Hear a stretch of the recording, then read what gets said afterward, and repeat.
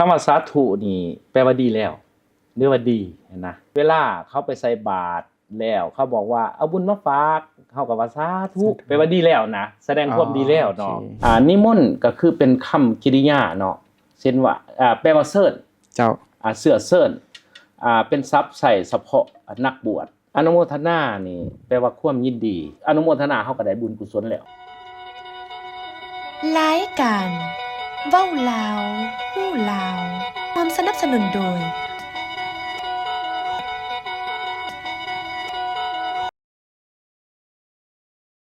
สบายดีท่านผู้ชมยินดีต้อนรับทุกท่านเข้าสู่รายการเว้าลาวฮู้ลาวทางโทรภาพนครหลวงเวียงจันทน์ VTE9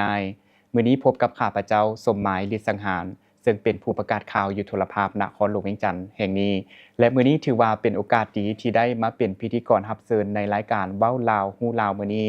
ซึ่งถือได้ว่ารายการของพวกเรามื้อนี้เป็นตอนพิเศษที่พวกเราได้ไปอาราธนานิมนต์พระมหาปริญญาเอกบุญทวีวิไลจักรมาอธิบายคำศัพท์ความหมายในพระพุทธศาสนาเพื่อให้ท่านผู้ฟังได้เขียนและรู้ความหมายไปพร้อมกันนมัสการพระอาจารย์เจริญพรเจ้าก่อนอื่นหมดแม่นอยากให้ท่านพระอาจารย์แม่นแนะนำตัวกับท่านผู้ชมกันก่อนอาตมาภาพพระมหาปริญญาเอกบุญทวีวิไลจักรปัจจุบันสังกัดอยู่วัดมหันตเสตุกราบบ้านโคหลวงเมืองจันทบุรีนครหลวงเวียงจันทน์แน่นอนท่านผู้ชมรายการของพวกเขาเป็นรายการที่จะมาชี้แจงปัญหาเกี่ยวกับการใช้ภาษาอยู่ในสังคมและมื้อนี้ถือว่าเป็นตอนพิเศษที่รายการของพวกเขาจะมาชี้แจงคำศัพท์ที่ใช้ในแวดวงของพุทธศาสนาของพวกเขาก็มีหลายคำที่ว่ายังสร้างความสับสนให้แก่คนในสังคมจำนวนหลายบ่ฮู้ว่าจะใช้คำศัพท์เหล่านั้นตอนใด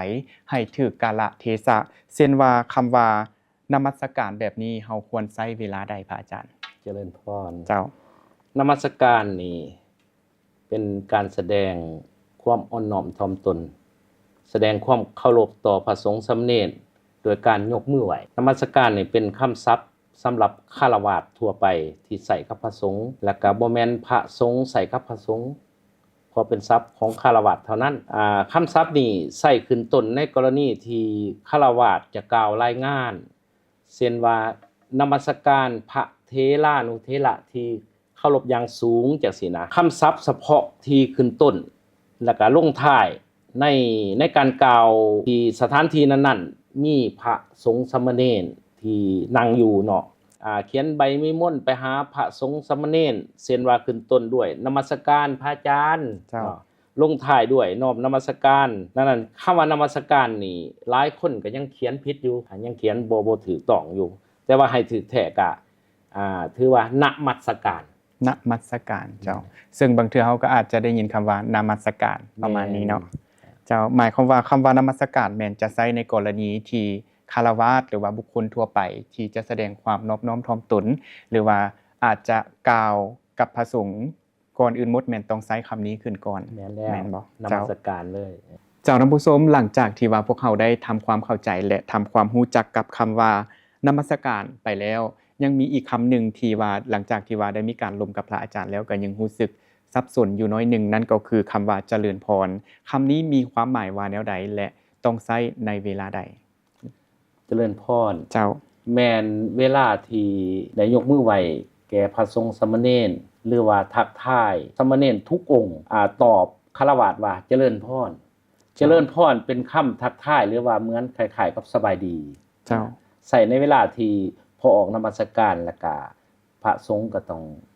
ใส่คำว่าเจริญพรเท่านั้นสามารถใส่คำว่าสบายดีหรือว่านมัสการขึ้นได้เจ้าหมายความว่าคำว่านมัสการและคำว่าเจริญพรก็หมายถึงว่าใช้ทักทายระหว่างฆราวาสกับพระสงฆ์สามเณรที่จะใช้ในการทักทายสบายดีกันแม่นบ่เจ้าเจริญพรกับพระจะบ่ใส่กับพระแต่ว่าพระใส่กับฆราวาสเท่านั้นเจ้าแล้วบัดนี้ยังมีคำอีกคำหนึ่งที่ว่าหลังจากที่ว่าได้มีการสนทนากับพระอาจารย์แล้วก็ยังรู้สึกสับสนแล้วก็บ่ค่อยเข้าใจความหมายพอปานใดซึ่งนั้นก็คือคำว่าอาราธนานิมนต์นิมนต์ก็คือเป็นคำกริยาเนาะเช่นว่าแปลว่าเชิญเจ้าเสื้อเชิญเป็นศัพท์ใส่เฉพาะนักบวชหรือว่าพระสงฆ์คำว่านิมนต์เป็นคำที่มาจากภาษาบาลีว่านิมันตะแปลว่าเชิญ เจ้า ตัวอย่างพระสงฆ์ที่เดินทางมาฮอดสถานที่แล้วฆราวาสจะกล่าวกับพระสงฆ์ว่าขอนิมนต์ขาหน่อยนิมนต์นั่งพักก่อนขาหน่อยดังนี้เป็นต้น เจ้าแล้วทั้งสองคำนี้สามารถคำว่านิมนต์อย่างเดียวก็ได้หรือว่าต้องใช้อาราธนานิมนต์หมายความว่าถ้าสมมุติว่าเฮาอยากใช้คำว่าอาราธนานิมนต์เฮาต้องใช้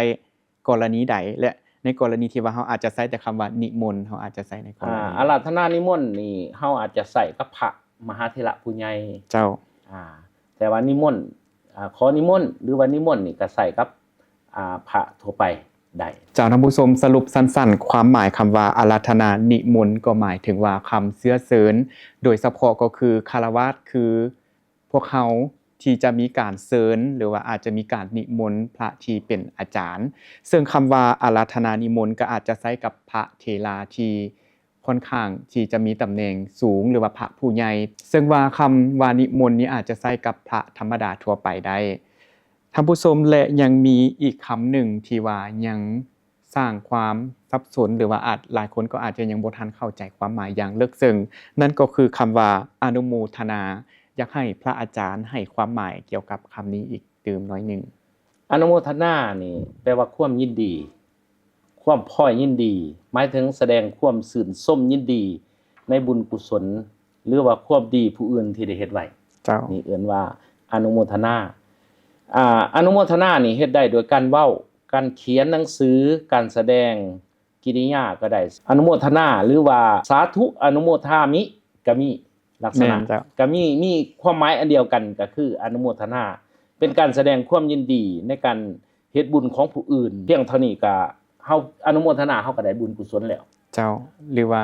ซึ่งคำว่าอนุโมทนาแม่นเฮาก็จะค่อยได้ยินเรื่อยๆเนาะเวลาที่เฮาไปวัดไปวาโดยเฉพาะเวลาอาจจะมีการไปเคนน้ำหรือว่าอาจจะใส่บาตรอย่างต่างๆก็จะได้ยินคำว่าอนุโมทนาสาธุคือดังพระอาจารย์ที่เว้าหมายความว่าเป็นการแสดงความยินดีของเฮาที่ว่าได้มีการเฮ็ดบุญกุศลตัวใดตัวหนึ่งไปแล้วเนาะเจ้าท่านผู้ชมนอกจากนั้นแล้วก็ยังมีอีก1คำซึ่งนั้นก็คือคำว่าสาธุที่ว่าเฮาอาจจะค่อนข้างจะใช้อยู่เรื่อยๆและได้ยินอยู่เรื่อยๆแต่ว่าก็ยังหลายคนก็อาจจะยังบ่ฮู้ว่าคำนี้ควรใช้เวลาใดจึงจะเหมาะสมหรือว่าถูกกาลเทศะอยากให้ท่านอาจารย์ชี้แจงเติมอีกเจริญพรคำว่าสาธุนี่แปลว่าดีแล้วหรือว่าดีนะพระสงฆ์นี่มักเป็นวาจาเพื่อยั่งยืนหรือรับห้องพิธีกรรม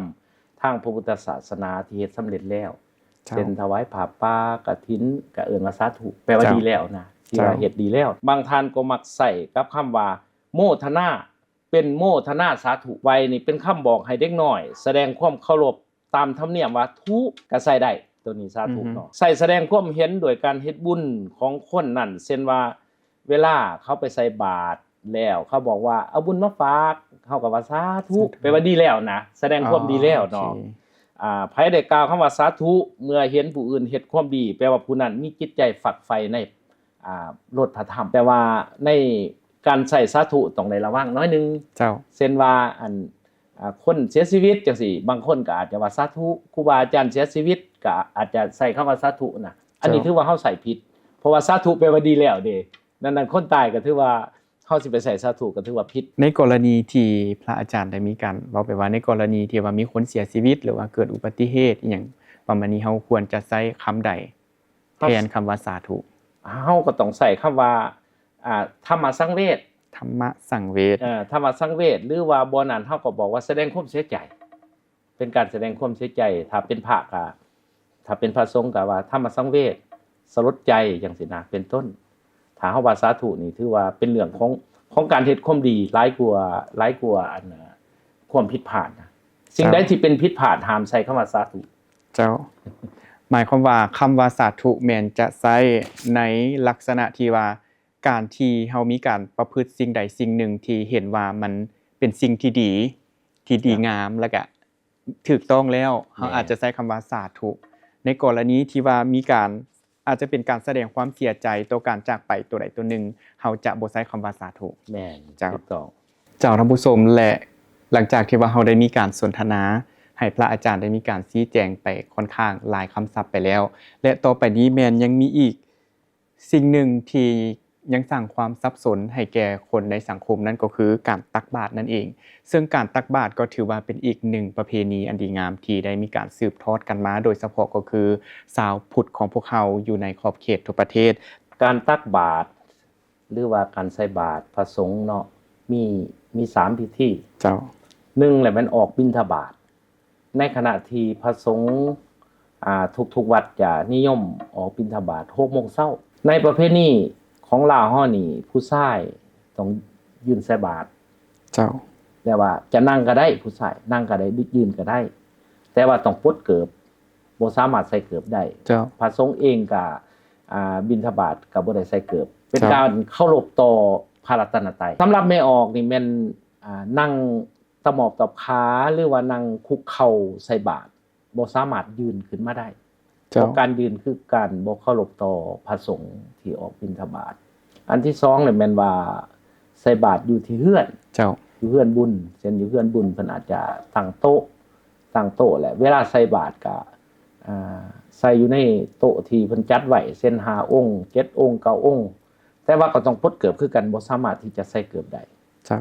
เพราะว่าเป็นการเคารพและอันที่3เนี่ยมันใส่อยู่ในวัดใส่อยู่ในวัดนี่เป็นวันศีลลาวเฮานิยม15ค่ำ8ค่ำทั้งข้างขึ้นและข้างแห้มบ่นิยมออกบิณฑบาตแต่ว่านิยมให้แม่ออกมาใส่บาตรอยู่ในวัดแต่ว่าเพิ่นก็สิวางโต๊ะอยู่หั่นแล้วก็สิมีการสูตรใส่บาตรแต่ว่าก็ต้องปลดเกิบบ่สามารถที่จะใส่เกิบได้ทุกครั้งที่ใส่บาตรผู้หญิงถ้าอยู่เฮือนกับอยู่วัดก็สามารถยืนใส่บาตรได้แต่ว่าเวลาพระสงฆ์ย่างบิณฑบาตก็บ่สามารถที่จะยืนได้เวลาใส่บาตรนี่สิเป็นง้ายมือหรือขวามือก็บ่เป็นหยังก็สามารถเฮ็ดได้สิขวามือบ่สิง้ายมือบ่ก็เฮ็ดได้เบิดแล้วแต่ความถนัดของพุทธศาสนิกชนเจ้าหมายความว่าสิ่งหนึ่งที่สำคัญอยู่ในการตักบาตรเนาะนั่นก็คือการปลดเกิบทุกครั้งบ่ว่าจะเป็นกรณีที่ว่าใส่อยู่นำบ้านนำเฮือนในกรณีที่ว่าพระเพิ่นออกไปบิณฑบาตหรือว่าจะเป็นอยู่เฮือนบุญหรือว่าอยู่วัดอีหยังต่างๆตัวนี้ถือว่าเป็นสิ่งที่สำคัญที่สุดก็คือให้ปลดเกิบเพื่อเป็นการแสดงความเคารพต่อพระรัตนตรัยแม่นบ่เจ้าแล้วอยากฮู้อีกสิ่งหนึ่งที่ยังคาใจในกรณีที่ว่าเฮาได้มีการเคนวัตถุปัจจัยต่างๆบ่ว่าจะเป็นน้ำบ่ว่าจะเป็นเครื่องอุปโภคบริโภคต่างๆให้แก่ครูบาอาจารย์โดยเฉพาะก็คือกับแม่หญิงในกรณีที่ว่าเพิ่นมีการเคนน้ำต่างๆแม่นสามารถต่อมือได้เลยบ่หรือว่าเฮาต้องวางก่อนแล้วพระสงฆ์จึงสามารถเอาไปต่อตามธรรมเนียมของลาวเฮานี่บ่สามารถที่จะต่อมือกันได้สำหรับผู้หญิงกับพระสงฆ์เจ้าแต่ว่าถ้าว่าผู้หญิงที่เข้าไปในวัดโดยที่ว่าบ่มีผู้ชายเนาะก็สามารถประเคนได้แต่ว่าพระสงฆ์ก็ต้องมีผ้ารับประเคนที่วางไว้อยู่ในบาตรอยู่ในผ้าหั่นเจ้าแล้วก็เอาน้ำบ่เอาอาหารหวานข้าววางใส่ในหั่นแล้วก็รับประเคนเจ้ารับประเคนแม่นรับได้เจ้าหมายความว่าตามฮิตเก่าของเดิมของลาวของพวกเฮาแม่นบ่สามารถที่จะรับต่อมือได้เนาะบ่สามารถรับต่อแต่ว่าในกรณีที่ว่ามีความจำเป็นณตอนนั้นอาจจะบ่มีผู้ชายที่ว่าอาจจะมาช่วยก็อาจจะมีวิธีก็คือเอาผ้าห่อก็สามารถรับได้เจ้าท่านผู้ชมเมื่อเฮาเว้าถึงเรื่องของการใส่บาตรแม่นยังมีอีกสิ่งหนึ่งที่ว่าอยากถามพระอาจารย์ให้ความกระจ่างแจ้งหรือว่าชี้แจงเกี่ยวกับปัญหาตัวนี้ในกรณีบางครั้งคราวที่ว่าเฮามีการไปใส่บาตรเนาะมืออาจจะต่ำบาตรบ่ว่าจะเป็นทั้งผู้หญิงหรือว่าผู้ชายอีหยังแบบนี้อยากถามพระอาจารย์ว่ามันมีความผิดอีหยังบ่หรือว่าเจริญพรเจ้าการต่ำบาตรคือขึ้นอยู่ที่เจตนาถ้าเจตนาอยากต่ำแปลว่าผิดเป็นบาปแต่ว่าถ้าบ่ได้เจตนาอยากต่ำถือว่าบ่ผิดเจ้าเพราะว่าขึ้นอยู่ที่เจตนาและผู้เฒ่าผู้แก่นี่มัก